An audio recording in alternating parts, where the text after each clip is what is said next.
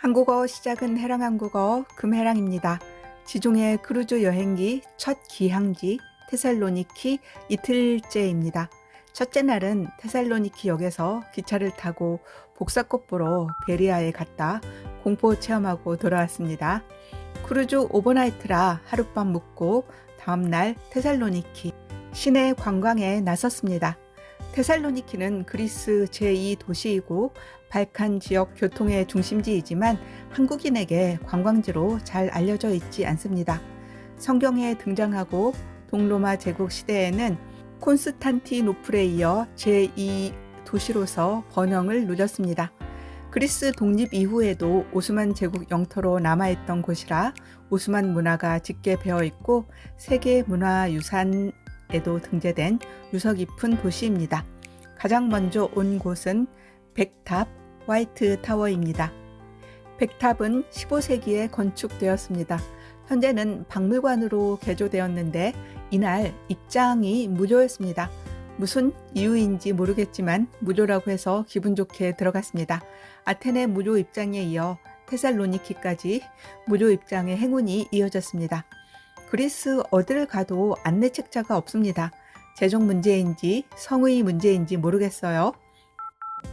백탑에서 테살로니키 항구를 한눈에 조망할 수 있습니다. 3월은 크루즈 성수기가 아니어서 항구에는 우리 크루즈만 보였습니다. 1917년에 테살로니키에 대화재가 났고 그 이후에 유럽풍 건물이 지어졌다고 하는데 보이는 건물들이 그때 새로 지어진 건물이 아닌가 축축해 봅니다. 꼭대기에는 올라갈 수 없었어요. 백탑에서 내려와 알렉산더 동상 쪽으로 갔습니다. 알렉산더 대왕은 지금의 그리스 땅 중마케도니아주 펠라에서 태어났고 테살로니키는 중마케도니아주 주도입니다. 갈렐리우스 황제의 궁전터와 개선문입니다. 개선문 바로 옆에는 로톤다가 있는데요. 로톤다는 원래 갈렐리우스의 무덤으로 쓰려고 지어졌다가 나중에 성당으로 개조되었습니다. 동로마 제국 시대의 성화가 일부 남아 있습니다. 오스만 제국 시대에는 모스코로 쓰여서 미나레트가 남아 있습니다. 테살로니키 언덕에 있는 비잔틴 성벽으로 가는 길입니다. 유적지 관리가 제대로 되어 있지 않다라는 느낌을 계속 받게 되었는데요. 가는 길에 유적지에도 그래피티가 범벅이었고 일부 구간에는 쓰레기가 쌓여 있었고요. 표지판 관리도 거의 되어 있지 않았습니다. 도시 곳곳에 수많은 유적지가 방치되어 있는 듯한 느낌이었어요. 성 디미트리우스 성당입니다. 내부가 상당히 화려하고 아름답게 치장되어 있습니다. 테살로니키의 거의 모든 공공시설이 엉망으로 관리되어 있는 반면 이 교회는 너무나 아름답게 치장이 되어 있었는데요. 그리스인들이 자신들의 역량을 교회 건축에 다 쏟아붓는 것이 아닌가 하는 생각이 들 정도였습니다. 천장화나 벽 장식 그리고 의자 등도 정말 정교하고 아름답게 장식되어 있습니다. 이 성당의 역사는 4세기까지 거슬러 올라가지만요. 현재의 교회 건물은 7세기에 지어졌습니다. 하지만 1917년 대화재로 인해 교회의 상당 부분이 소실되었습니다. 이 사건으로 복원 사업을 진행하다 다수의 유물을 발굴하기도 했습니다. 그중 많은 수가 현재 성당 지하실에 있는 박물관에 전시되어 있다고 하네요. 당시에는 박물관의 존재를 알지 못해서 교회 내부만 보고 왔습니다.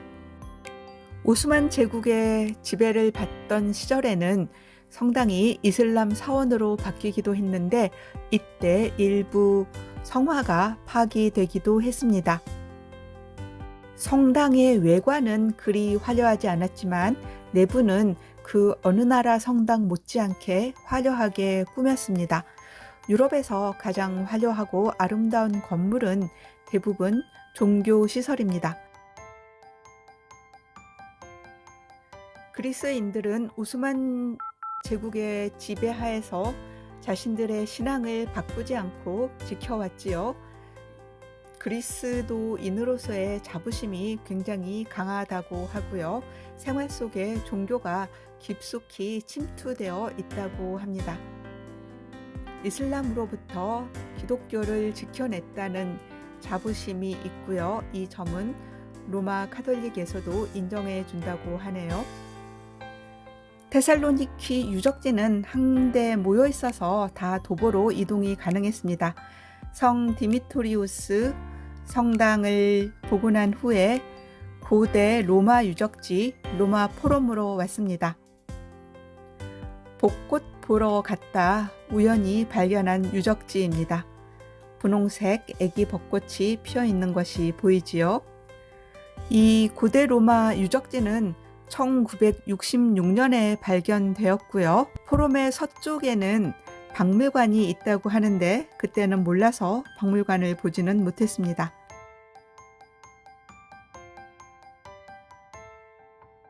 항구로 가는 길에 우연히 발견한 예쁜 건물이 있어서 들어가 보았습니다. 나중에 알고 보니 성 테오도라 수도원이라고 합니다. 수도원이 이렇게 개방되어 있어서 들어가 볼 수 있었어요. 천장이나 벽에 성화가 그려져 있는 것을 볼 수 있습니다. 그리스에는 정말 많은 교회와 수도원이 있는데요.